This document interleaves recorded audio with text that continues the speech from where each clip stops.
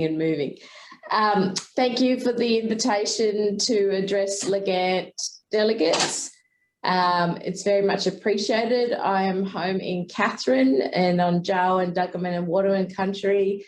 I know you are meeting on Aranda country, and it was nice just to be able to tune in just in time for the welcome.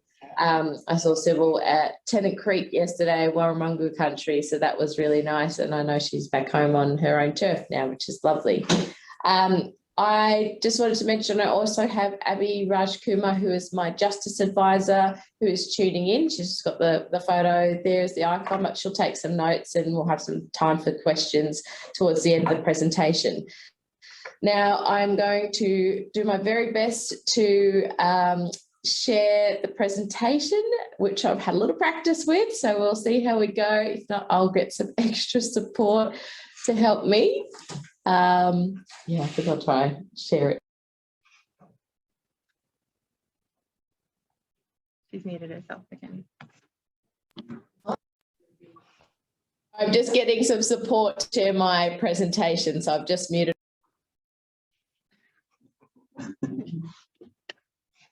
So we don't hear anyone swear.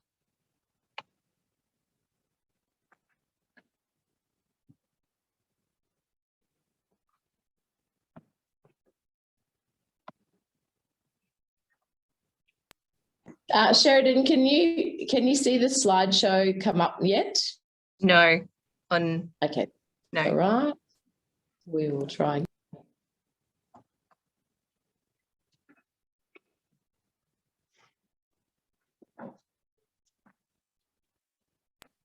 Can you see this slideshow now? No. Okay, here, hit that. Oh, that one. Yeah.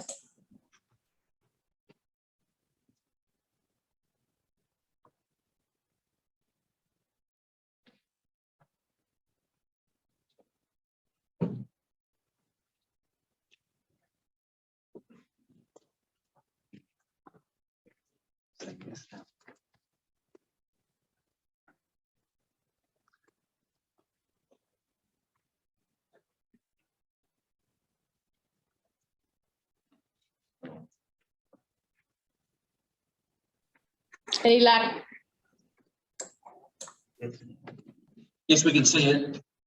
Ah, excellent. Thank Okay, you. so that's your, so when you hit that, it should. Video on there as well.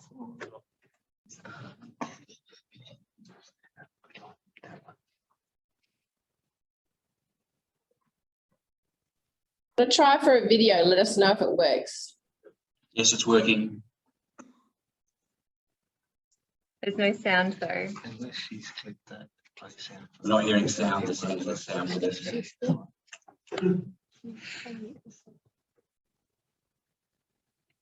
All right, so the backup is if we can't hear the sound of the video, we're going to send you the link so you can watch it after the presentation. Is that okay with everybody? Yes, more than happy with that. Thanks. Great, thank you. Now we're trying to get back to the presentation.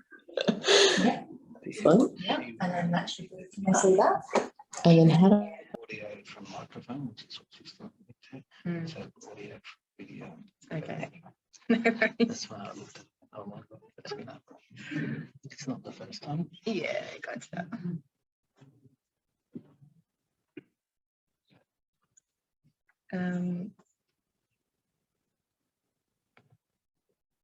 Yeah, this is not me here.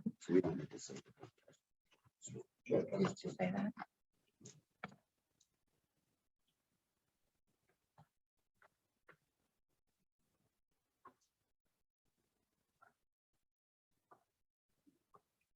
I'm thinking, Minister, if you talk us through the presentation, if you send us a presentation afterwards, we can distribute it. Might be the easiest.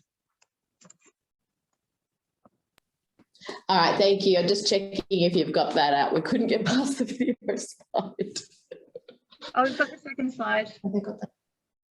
Yep.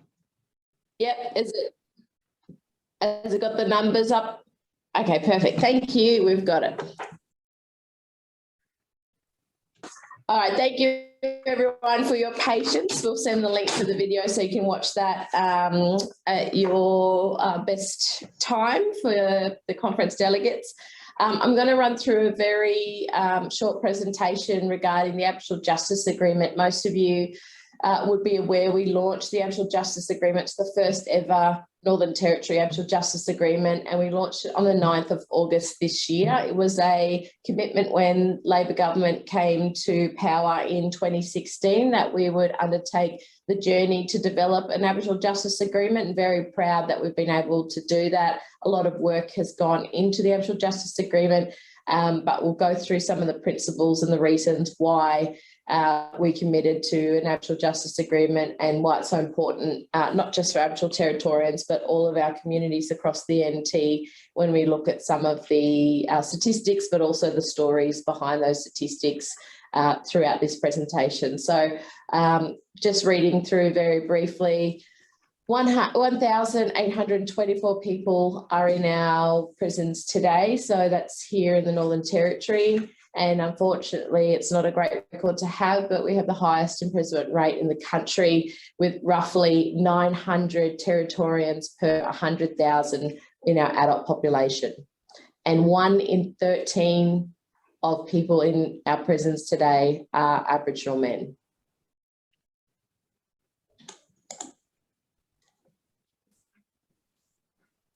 The reasons why we committed to the Aboriginal Justice Agreement, why we're committing to the implementation of it, is to make sure we have safer communities and also that we have better justice outcomes for Aboriginal Territorians. Most of you know, and particularly in the councils that you represent, that we have a population of about 30% Aboriginal Territorians. I think it's just a bit over, it's about 33%. But unfortunately, this is well and truly overrepresented in our adult prisons. So 83% of the Territory's adult prisoners are Aboriginal, and 88% of our Territory homeless Territorians are Aboriginal.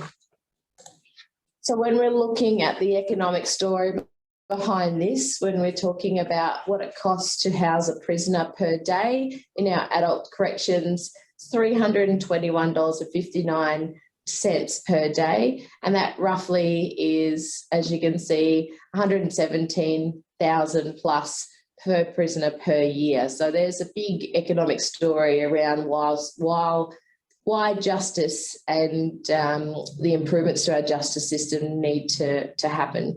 When we go across youth, justice does not sit with me. It sits in the portfolio of Territory Families with Minister Kate Warden, my colleague.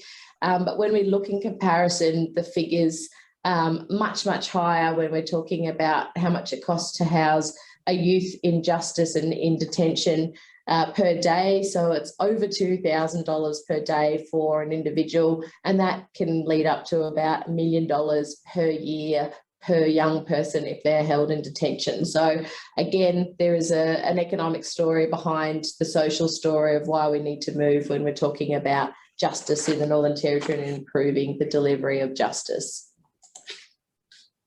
Some other comparisons there between Aboriginal and non-Aboriginal Territorians when we're talking about weekly income and the average. So Aboriginal Territorians average weekly income $430 to non-Aboriginal Territorians $1,247. Look at the unemployment rate, roughly 25% Aboriginal Territorians unemployed versus 2.3% of non-Aboriginal Territorians unemployed. And then we go to public hospital occupancy. We know this is a big one as well. 70% of our hospital occupancy are Aboriginal Territorians compared to 30% non-Aboriginal Territorians. So some very stark figures there. This slide might not come up that well, so I will I'll just talk to it, but you will get a copy of this. This is a chart showing the Aboriginal and non-Aboriginal prison numbers, and unfortunately we see some of the steady increase there with the top line going through. We can see some of the different policies that have been initiated. That's what the little tabs are that are linking in with the arrows, which you'll see when you get the copy of the slide in more detail. And we can see the total number. The non-Indigenous is the orange line down the bottom, and the Aboriginal population is that blue line, which is the sort of steady incline with the grey, which is the total of prisoner numbers and the tracking and the average over the years. So again, unfortunately, a trend that we do not want to see. And as you can see, a trend that is going up. We need to do something to keep that trend from going up and to make it decrease. So the next slide is just talking about, again, the principles behind why we committed as a Labor government to the Aboriginal Justice Agreement. Some of the areas that we really want to concentrate on and some of the disparities which we've seen through some of that data that I've just been able to walk you through. When we come to the conversations around offending and reoffending, again, we have some very stark data which compares non-Aboriginal offenders to Aboriginal offenders, and 60% of our Aboriginal Territorians who end up in the justice system are likely to reoffend, compared to non-Aboriginal Territorians with a percentage of 20% of likelihood to reoffend. And again, that's sort of the data that we've tracked, and unfortunately been able to see those trends and the disparity between our Aboriginal and non-Aboriginal Territory population. So people asked, I know you probably heard what the Aboriginal Justice Agreement is, and it's probably a really basic thing to reiterate, but it's a conversation to be had across three main aims, and that's improving the justice responses to Aboriginal Territorians. Two, it's engaging and supporting Aboriginal leadership, having those locally based solutions for issues and addressing those issues locally. And three, the Aboriginal Justice Agreement is also focused on reducing reoffending and imprisonment rates of Aboriginal Territorians. So these are some of the areas that were looked at through the Aboriginal Justice Agreement, and the reasons again why we're committed to producing the NT's first Aboriginal Justice Agreement. That's just a little diagram of the journey of what we've taken so far. Now the hard work really begins. We made the commitment 2016 before we came to government in August of that year to have an Aboriginal Justice Agreement. We started the developments once we were elected in October 2016 under my predecessor, Natasha Files, a minister who held the portfolio prior to me. And then a whole range of consultation and development has happened in the last 4 years, as I'm sure most of you are very well aware, and some of you may have had some very close input into the drafting of the Aboriginal Justice Agreement. Once the initial consultations occurred, the draft of the agreement was released for consultation, and further feedback was constructed around that, and then the agreement was further developed to reflect that feedback. There were some very critical times in terms of the deadlines. We were really hoping to have it landed last year, but of course, as everyone knows, COVID came and changed the world, and in the Territory changed the way we could do things, particularly face-to-face consultation and getting out to our remote communities last year. As many of you know, in your roles was very difficult, and we've been able to continue that work this year, thankfully. So that led to the release of the final Aboriginal Justice Agreement on the 9th of August this year. The feedback was taken from 160 consultations over 120 different communities across the NT, and the areas that came back very strongly, as you can see, were alternatives to country and different ways of operating. Law and justice groups was a huge theme that came out very strongly through those community consultations, community courts, as well as better access to services. Some communities and members in our communities, Territorians, were not aware of some of the mechanisms to be able to access support, such as the Anti-Discrimination Commission, the Children's Commissioner, and the Ombudsman. So that were some of the stories we were hearing out of the community consultations, which is quite a worry. So better access to services for all Territorians was a big focus. Throughout the consultation, there was one particular quote when people were talking about, again, the focus on local needs and local solutions. And one of the quotes we'll just read for you. We don't want you to use footballers from interstate or other people because they aren't the people who we connect with. And when we are struggling, it's our aunties, our grandparents and our mothers who are the ones who are there when we fall over, who we call, and they help us when we are down. So again, connectedness and local solutions and empowering local Aboriginal leadership was a very strong theme through those consultations. Over 50 submissions from organisations were received, and this also led from the consultations, what we were hearing on the ground with those face-to-face consultations as well. I won't read all of those points because you'll get a copy of that, but that was the summary of the organisational consultation feedback. So what we've done now, of course, we've launched the Aboriginal Justice Agreement, but we don't want to just be talking about the Aboriginal Justice Agreement. We absolutely want to see action, and we have a plan about an implementation to really knuckle down the principles and the values, which I think everyone agrees with. And I've been very comforted by the whole of the legal profession, including our judges, being behind the Aboriginal Justice Agreement. But what do we actually do? How do we actually land those principles into action so we can see those outcomes and be able to measure those outcomes? What are we doing well as a territory, and where are the areas we really need to focus on and improve? So through those key aims, we refined into 3 key areas. So some of the areas for the aims, particularly under the first banner, establishing alternatives to custody. Alice Springs has the first Aboriginal alternative to custody facility, and that's targeted at Aboriginal women, and that has been running for just on a year. So we didn't wait for the launch of the Aboriginal Justice Agreement. We wanted to get some of these things out and about, and boards, and runs on the board with some of the work that the Aboriginal Justice Agreement and the consultations had started to lead us to. So we didn't sit around and wait until the 9th of August. We started a lot of the work based on those 160 consultations. So establishing alternatives to custody. Groote Island is physically building a new facility, and that's in partnership with the Anadiliagwa Land Council. And I'm very keen as a Katherine resident, but unfortunately because of the high statistics in the Big River regions, to get a alternative to custody or a work camp here in the Katherine and Big River region. So there's some of the areas that we started work on already prior to the launch of the agreement in August.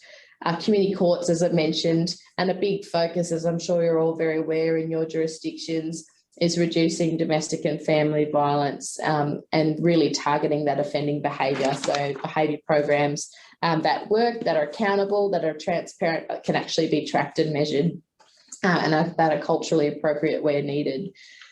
Moving on to the next part of the aim 1 is a very big body of work, and we've had many different law reform committee reviews into particular legislation, but legislative reform and implementation of these actual reforms, often there's recommendations and they're not followed up on. So we're working really hard as a Labor government to make sure that things don't get kicked down the road, and that we start to address the many recommendations over many years and the learnings. So some of the areas specifically through the recommendations of the Aboriginal Justice Agreement for review in terms of legislation: Bail Act, Sentencing Act, Juries Act and Parole Act. And some of that work has started. Some of it will be a lot more complex, but we will be moving on all 4 of those reviews for those pieces of legislation and seeing what kind of reform we can drive as a Labor government. Expanding community-based sentencing options. This is a big one, talking about non-financial ways to resolve outstanding fines. We want to make sure that there's elements of restorative justice. If people are doing the wrong thing, that they're making amends to the community, and the community can actually see what those consequences are. And also redesigning and expanding our programs in our facilities. We have the 2 facilities, Darwin Correction Centre and the Alice Springs Correction Centre. We also have 2 work camps, which is the Barclay Work Camp just outside of Tennant Creek, and the Dutchula Work Camp, which is in Nhulunbuy. And as I mentioned, the first alternative to custody site, which is in Alice Springs, just it's on the Desert Knowledge Precinct, just outside of town. I'll move on to aim 2, which is engaging and supporting Aboriginal leadership. So establishing law and justice groups. We have launched the Kintor Law and Justice Group on the 19th of October, which is pretty exciting. Haas Bluff is also one of the next Central Australian communities that will be establishing their law and justice group. And as I mentioned, the alternative to custody site on Groote Island, that'll also have a law and justice group, and then a Diliaka law and justice group, which will drive the work and the programs around that ATC. The next, which I'll mention in aim 2, increasing our Aboriginal justices of the peace and commissioners of oath. So this came out as a blaringly obvious one through the consultations, but how do we actually improve the pathways for Aboriginal territories to take up those roles as JPs and commissioners of oath? So that's work again that's already started through my department. And lastly, on to aim 3, talking about the improvement to justice responses and also services and access to information for Aboriginal Territorians. And these are quite big ones, and one that we are also aligning with Close the Gap and the Aboriginal Affairs Northern Territory strategy is addressing systemic racism. So it is a big piece of work, as I'm sure many of you can imagine, but reviewing and redesigning policy and service models that will impact on Aboriginal Territorians and the engagement with the justice system. So this is not an easy one. This is going to be quite complex, but again, bringing all of our government departments together for this journey together so we can get those positive outcomes. The next one, increasing participation with the complaint system. As I mentioned, many people through the consultation process hadn't heard of Ombudsman, hadn't heard of the Anti-Discrimination Commissioner or the Children's Commissioner, and some of those independent statutory bodies who many of us would know well or even refer people, family, friends, colleagues to. And that's just not acceptable that we don't have people accessing those services for Territorians. So that's the increased knowledge of those services, but also the information and communication around what those, why would you access those services? And that ties into the next section for aim 3 about communications. And one of the big things is obviously making sure we have our government messages and government stories in First Nations language. And I also have carriage of the Aboriginal Interpreter Services as my role as Minister for Aboriginal Affairs. So we've just conducted a big review into the AIS and trying to elevate my big role. My big goal in this role is to elevate the status of the Aboriginal Interpreter Services. So this will align to a lot of the key work that we do as government, and particularly when we're talking about some of the national work with Close the Gap. Justice reinvestment is a big piece of the Aboriginal Justice Agreement when we're talking about the modelling of the effect of the investing in preventative models of programs and preventative work and support services, particularly around justice, and programs that are evidence-based, that we are looking at, the things that really work, and if they're not working, how do we tweak or change or review those processes or those programs so that we can get some of those better outcomes and reducing our incarceration rates for Aboriginal Territorians. And so we're the first in the country to have a philanthropic partnership in terms of funding, and that's with the Paul Ramsay Foundation. They have some very strong support for the work that we're doing. They'll be very targeted in the funding that their philanthropic funding does get put towards, and we'll have those conversations. There'll be ongoing conversations. The AJA is a 7-year plan and an agreement. So again, we'll have those further conversations in terms of how do we reinvest those dollars so they're not the crisis and the tail end of the justice system, that the preventative and the start of trying to help someone to stay out of their contact with the justice system. We're very excited. We've had 3 launches of the Aboriginal Justice Agreement this year, the 9th of August in Darwin. That was our top end launch. The 18th of October in Alice Springs, that was the central launch. And on the 19th of October in Kintor and also in Haas life, they were also our remote launches for the Aboriginal Justice Agreement. So very exciting. But again, as I mentioned, the big work is starting now. You can become a signatory to the Aboriginal Justice Agreement.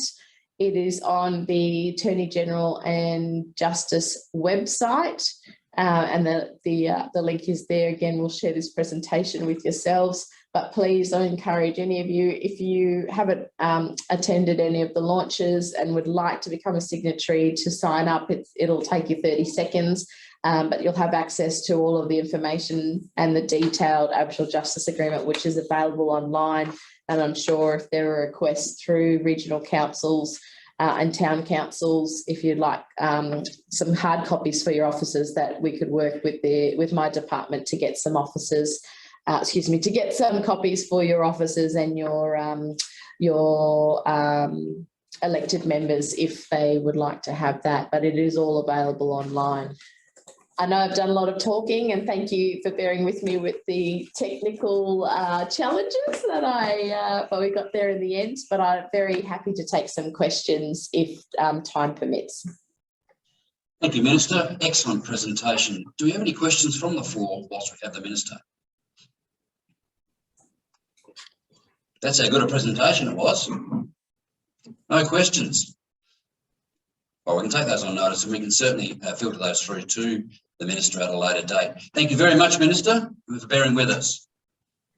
Thank you so much, Sean, and thank you to all the conference delegates. I really appreciate it. I have a lot to do with local councils through my work as the member for Arnhem, and I appreciate, hope it's a fruitful conversation down there in Alice, and thanks for the time today. I really appreciate it.